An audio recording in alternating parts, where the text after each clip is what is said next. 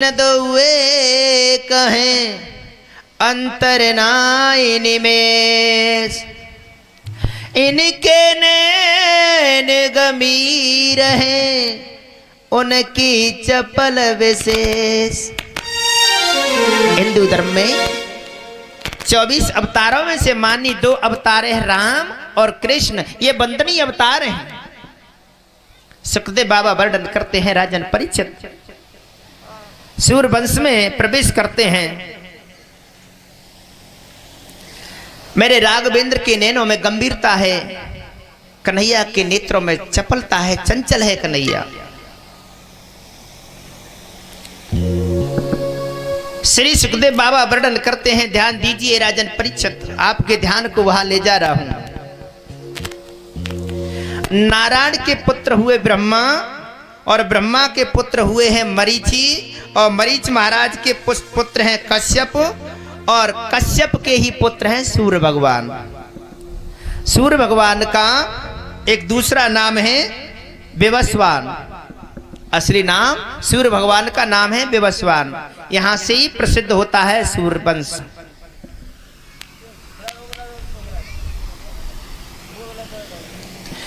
विवस्वान के जो पुत्र हैं वैवस्तु मनु, और वैवस्तु मनु के जो पुत्र हैं जिनका नाम है महाराज सरयाति।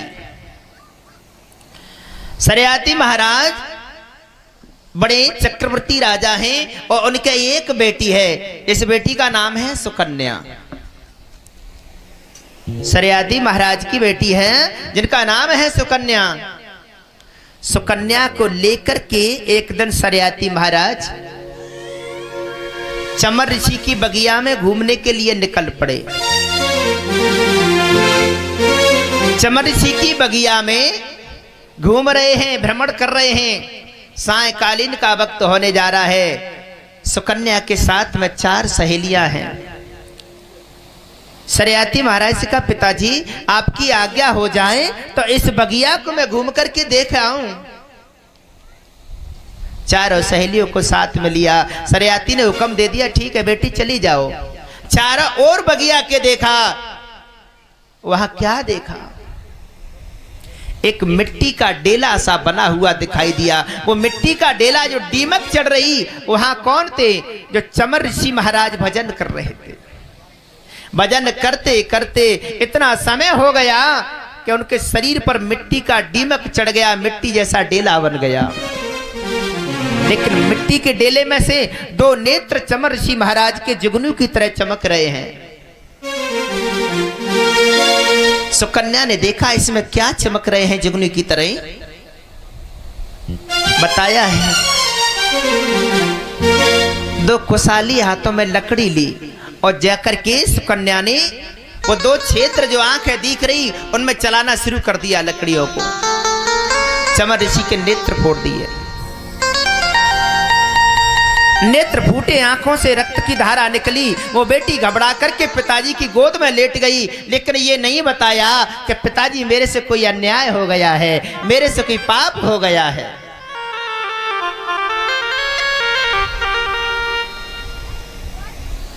आहा, थोड़ी समय बाद जितनी राजा सरयादी की फौज थी, जितनी सेना थी, वो बीमार होने लगी, पेचिश बढ़ने लगी, पेट फूलने लगे। सरयाति महाराज ने सोचा, भगवान अगर चमर ऋषि की बगिया में कोई रोगी भी आ जाए भूल से, वो भी निरोग हो जाता है, लेकिन ये मेरी फौज बीमार कैसे पड़ गई है, बात क्या है? महाराज सरयाति ने घूम करके देखा, चमर ऋषि का पता लगाया कहाँ है। मिट्टी के दीमक में चमर ऋषि को देखा, उनके दोनों नेत्र फूटे हैं, मिट्टी में से निकलवाया। चमर ऋषि के नेत्र अंधे हैं। आकर के सरयाति ने सब फौज से कहा, किसने ये अनर्थ किया है, किसने ये पातक किया है, किसने ये पाप किया है? सारी फौज को एक एक करके काट दूंगा जो महात्मा के नेत्र फोड़े हैं। सुकन्या हाथ जोड़ करके आई, पिताजी इसमें किसी का दोष नहीं है, मेरा दोष है। सारी फौज को दंड क्यों दे रहे हो? इसका अपराधी मैं हूं। सुकन्या ने जवाब दिया। सरयाति महाराज ने कहा, बेटी और तो दंड कुछ नहीं दे सकता तुझे, मैं तेरे पे हाथ नहीं छोड़ सकता, तेरे लिए यही दंड है कि मैं तेरा भाग, तेरी शादी इसी महात्मा के साथ करता हूं। उस समय सुकन्या की उम्र थी 14 वर्ष और चमन ऋषि की उम्र थी 50,000 वर्ष की। बताओ। फिर भी सुकन्या ने कहा, पिताजी जो आपने कहा है वो मंजूर है, मुझे धन्य है उस बेटी के लिए।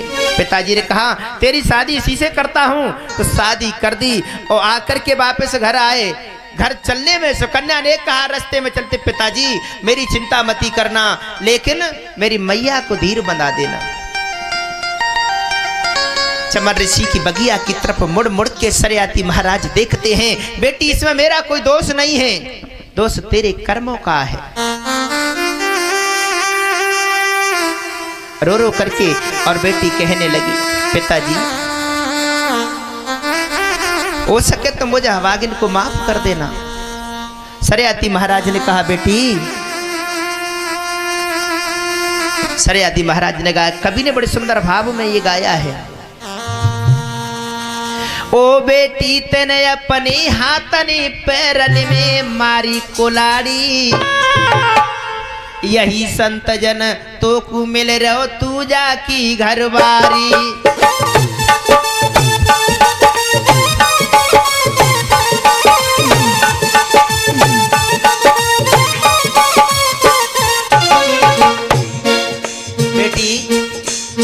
त्याग करे तो त्याग समझना, क्षमा करे बलिहारी। त्याग करे तो त्याग समझना, क्षमा करे बलिहारी। यही संत जन तो को मिल रहो तू जाकी घरवारी।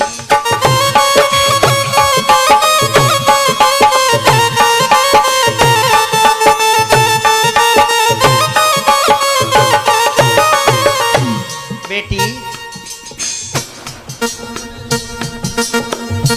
तू खाइयो और वैसे खबइयो, अंधे मती त्यागियो। चाहे मांग के खाइयो, चाहे भूखी रहियो, पर लेकर अंधे पति को मती त्यागना। बेटी तू खाइयो और इसे खबइयो, अंधे मती त्यागियो। आहा, कन्या ने जवाब दिया, पिताजी आपके वचनों को निभाऊंगी। ओ बाबुल जो कही आपने बाको वचन निभाऊं, अंधे पिया को छोड़े पिता में अंत कहीं ना जाऊं।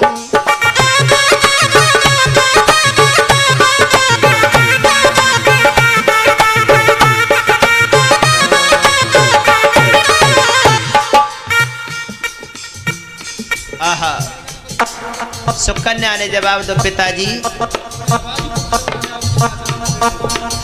मेरी मैया रोवे तो बाबुल बाको धीर बंधइयो।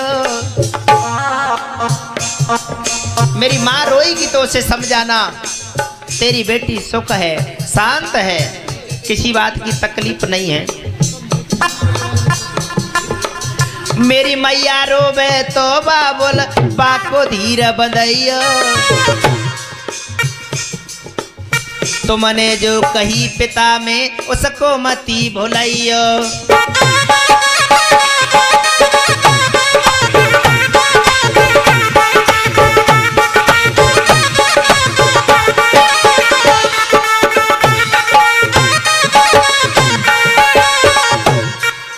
पिताजी अगर मेरी माँ रोए तो उनको समझा देना, लेकिन मोसिया भागन को भूल मती जाना। सरियाती महाराज अपने महलों में आए। महलों में आकर के अपनी धर्म पत्नी को यह बताया कि मैं बेटी की शादी चमन ऋषि के साथ करे आया। धन्य है उस देवी के लिए। कहा कि प्रभु ठीक है, संत भगवान हमारे द्वार पर आएंगे तो हमारी ये कुटिया पवित्र हो जाएगी। धीरे धीरे समय हो गई। 14 वर्ष की महाराज सरियाती उस सुकन्या को लेकर के आए। 12 साल हो गए उस बेटी को। 12 साल के बाद उस बेटी ने मन में विचार किया कि धन्य है हमारे पति। चमरसी महाराज ने उनके मुख तर्क देखा और कहा, देवी जी आपके पिताजी जिस दिन से आपको यहाँ छोड़ करके गए हैं, आपने मेरे से ना तो कुछ मांगा है, ना कुछ कहा है, ना कोई कष्ट बताया है। जवाब दिया, मैं क्या मांग सकता हूँ।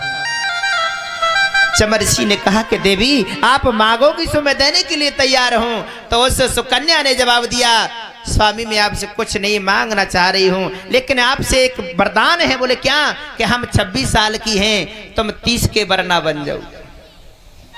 अश्विनी कुमारों को बुलाया, 30 वर्ष के चमरसी हुए वहां और 26 साल की वो सुकन्या हुई।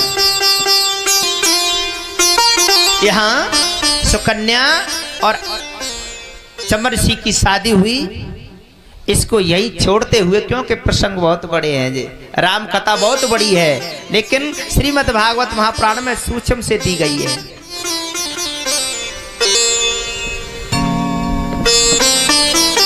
श्री सुखदेव महाराज वर्णन करते हैं, हे राजन परीक्षित आपके ध्यान को वहां ले जा रहा हूं। चमरसी महाराज ने ऐसा अपनी बेटी के साथ चमरसी का विवाह कर दिया सरयाती ने। आगे जो वंश चला उस वंश को बड़े ध्यान से सुने।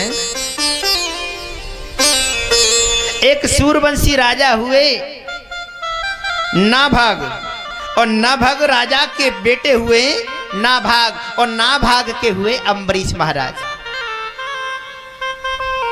अम्बरीश नाभागा, अम्बरीश महाराज हुए। अम्बरीश महाराज एकादशी का व्रत करते। माताओं एकादशी व्रत कौन कौन करते हैं? पुरुष महापुरुष में हाथ खड़े करके बताओ, एकादशी कौन जानते हैं? एकादशी का व्रत कौन कौन करते हैं? वरुण देवता हो।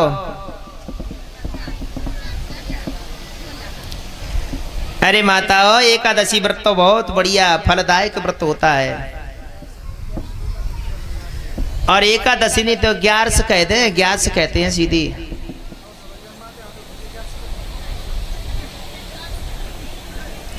श्री सुखदेव महाराज वर्णन करते हैं, राजन परीक्षित अम्बरीश महाराज एकादशी का व्रत करते हैं। एकादशी का व्रत का मतलब होता है द्वादशी में जाकर के किसी संत भगवान को प्रसाद पाकर के तब भोजन करते हैं।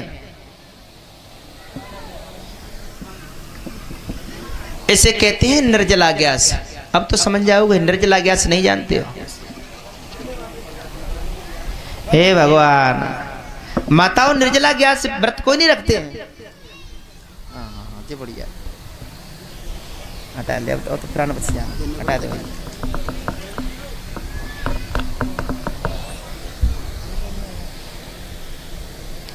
श्री सुखदेव महाराज वर्णन करते हैं, राजन परीक्षित अम्बरीश ने एकादशी व्रत किया।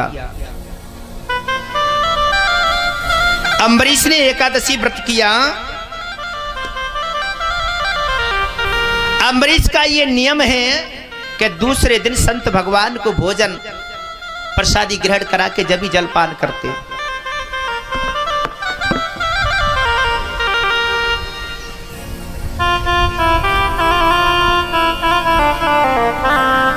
वहां बिगर निमंत्रण के, बिगर बुलुआ के संत दुर्वासा ऋषि विराजमान हो गए। संत दुर्वासा ऋषि को देखा अम्बरीश ने, बोले महाराज आइए, शैले शैले नमान कम साधु ने सर्वते चंदनम न बले बले। मैं आपका सम्मान करता हूं, मुझे एक संत भगवान की जरूरत थी, आप आ गए। मैं व्रत रख रहा हूं एकादशी का, और महाराज कल हमारे यहाँ आपका निमंत्रण है। अम्बरीश ने कहा तो दुर्वासा ऋषि क्रोधी स्वभाव के तो है। दुर्वासा ऋषि ने सोचा कि मुझे भी इसकी परीक्षा लेनी है। एकादशी का व्रत किया, चरणामृत वगैरह सब कुछ बनाया। द्वादशी लग गई। द्वादशी लगने के बाद 12 बजने के बाद में सोचा कि अभी दुर्वासा ऋषि नहीं पधारे हैं। दुर्वासा ऋषि नहीं पधारे हैं। कछु संत भगवान जुड़ करके आए। उन्होंने कहा महाराज आपने दुर्वासा का निमंत्रण कर दिया, ठीक है, पर लेकिन वेदों में ये नीति है कि भागवत भगवान का चरणामृत होता है। व्रत का जो चरणामृत होता है, जो गौ माता के दूध से बनाया जाता है। जलपान नहीं कर सकते, प्रसादी नहीं पा सकते, तो चरणामृत को तो ग्रहण कर सकते हो। आहा, अम्बरीश महाराज नगर के निवासियों और कई संतों के कहने से जैसी चरणामृत हाथ में लिया पान करने के लिए, तब तक तो दुर्वासा ऋषि आ गए। बोले राजन ठहरिए,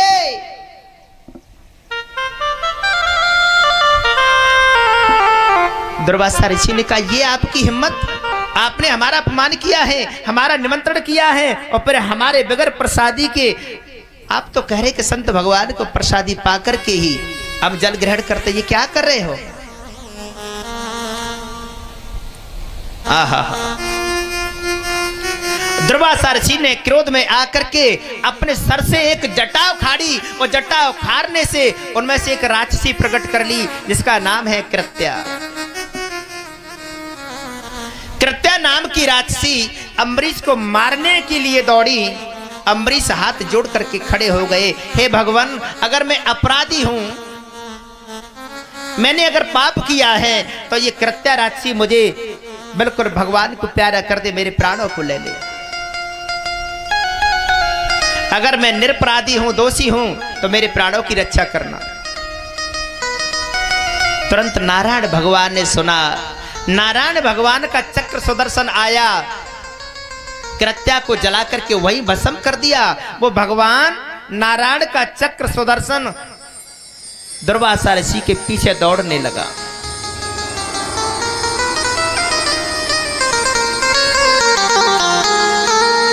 दुर्वासा ऋषि आगे आगे दौड़ रहे हैं, पीछे पीछे नारायण भगवान का चक्र दौड़ रहा है।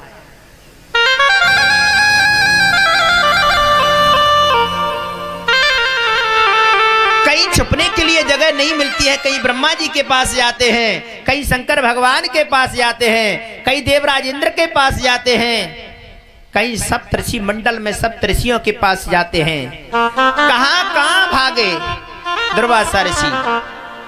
प्रमाण में यहां तक आया कि 12 महीना तक दुर्वासा ऋषि भागते रहे और 12 महीना तक भगवान नारायण का चक्र सुदर्शन का पीछा करता रहा।